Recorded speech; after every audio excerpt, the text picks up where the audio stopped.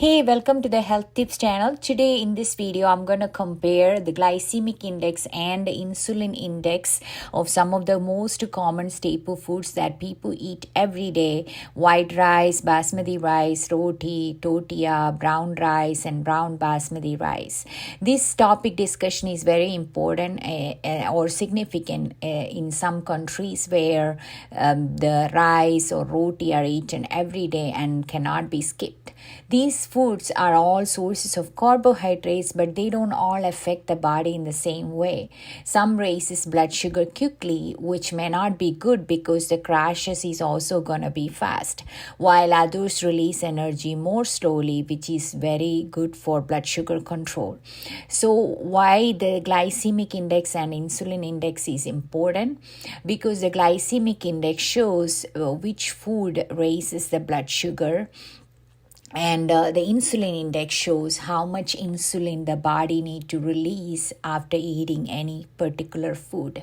So understanding these differences can help us choose better options for blood sugar control, energy balance, and also for long-term health, not only diabetes and pre-diabetes, but also for the general individuals. Before we discuss each rice in glycemic index and insulin index, let us discuss what happens when we eat. When we eat food, especially carb, they break down into glucose, and the glucose enters the bloodstream, which raises the blood sugar. So in response to the blood sugar, the pancreas release insulin, which to help the glucose into glycogen or into the cells for energy. The faster and the higher blood sugar rises, the more insulin is needed.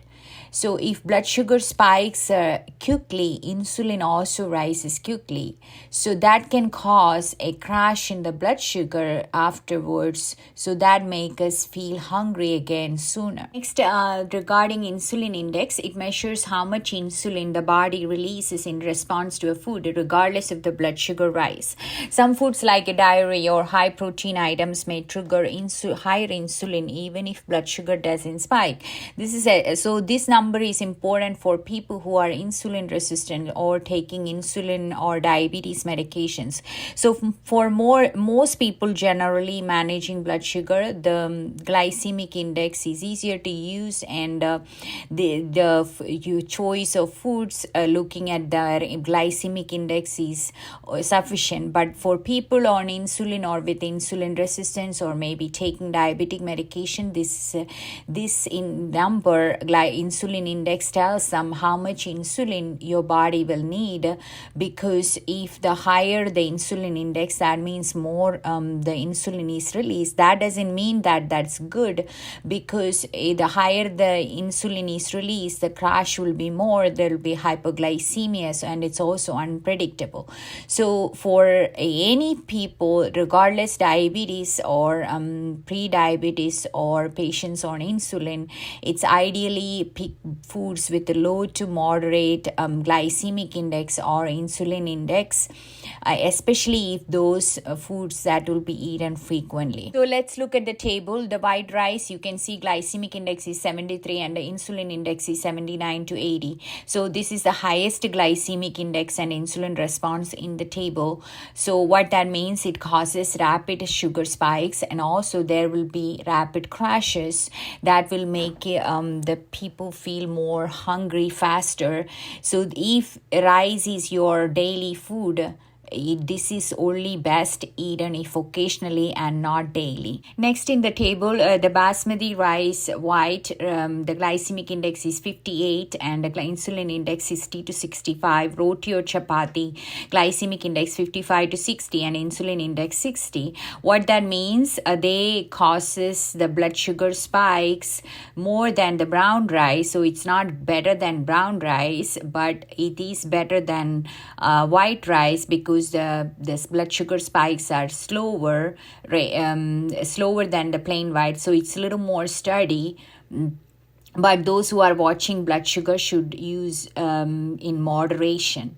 In traditional countries, they change as soon as people are diagnosed with the diabetes, they change into roti or chapati. But you can see that the brown rice glycemic index is lower than the roti or chapati. though their insulin index is higher, and insulin index higher does not mean that it's always good, because the insulin release higher means it's unpredictable. Next in the table is corn tortilla. The glycemic index is 52 and insulin index is 48, and regular brown rice, the glycemic index is 50 and insulin index is 55 to 60. So what that means, these choice are better than the white rice, basmati rice and roti, because the glycemic index is lower, there will be less spikes.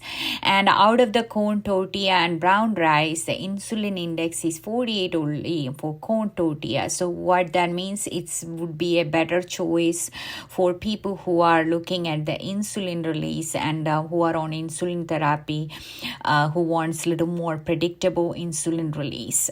Brown rice, the glycemic index is slightly higher than brown basmati, but still it is a good choice for people who are taking rice regularly, as there will be less spikes compared to white rice, basmati rice, roti or corn tortilla.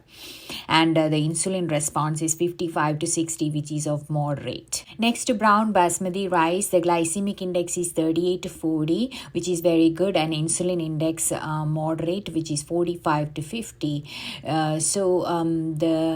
This is the safest choice for blood sugar control, and especially for those people who eat rice daily, and also those patients who are on oral diabetic medications and insulin, because it releases glucose slowly, so predictable response, and also moderate insulin index. And it has this rice has a lot of fiber compared to all others, and has a lot of B vitamins.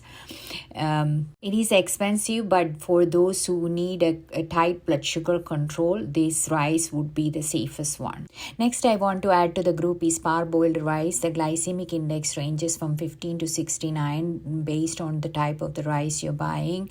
So, the glycemic index is lower than regular white rice, which makes the sugar release or the spikes are less compared to white rice. And so it can be in the roti, chapati or basmati white rice or corn tortilla and brown rice group. And the insulin index is 46, makes it a better choice for people who are on insulin. But generally, this is better than white rice for the general group. But especially, and also for those who cannot afford brown rice or brown basmati rice. The parboiling process makes the carbohydrate more resistant to digestion, so resulting in a lower glycemic index value compared to the white rice. So that is why it's a better choice for individuals managing blood sugar levels than those who are than the white rice, and also who cannot afford brown rice and brown basmati rice. Before I conclude, I want to give some tips for rice cooking. Cooling cooked rice in the fridge and reheating later increases resistant starch, which lowers the glycemic response. That means when you cook rice, just cook it for more days. So the second day, the same rice can cause less blood sugar rice. Number 2, rinse and wash the rice 2 to 3 times to remove the starch, so make it less sticky and also have lower glycemic effect, especially those rice I listed whose the blood sugar spikes are high in the table. And then also cook in more water and drain, so that reduces some of the starch. And also eat rice with lentils, beans, vegetables or lean meat, which lowers the sugar absorption compared to rice alone. Also control the portion size. So even if you are choosing brown rice or brown basmati rice, if you eat too much, it can cause more blood sugar spikes, and which is not good. I'm concluding here. So today in this video, we compared different rice glycemic index and insulin index. We learned what it is, and also we learned that when the glycemic index is higher, there will be more blood sugar spikes. That means more crashes, and also the people will feel more hungry. And white rice has the highest glycemic index. Next to that is basmati rice, roti, roti, and also parboiled rice, and corn tortilla and brown rice, which is of moderate glycemic index and insulin index. But for the patients who are on insulin, corn tortilla and parboiled rice is better because of the lower insulin index.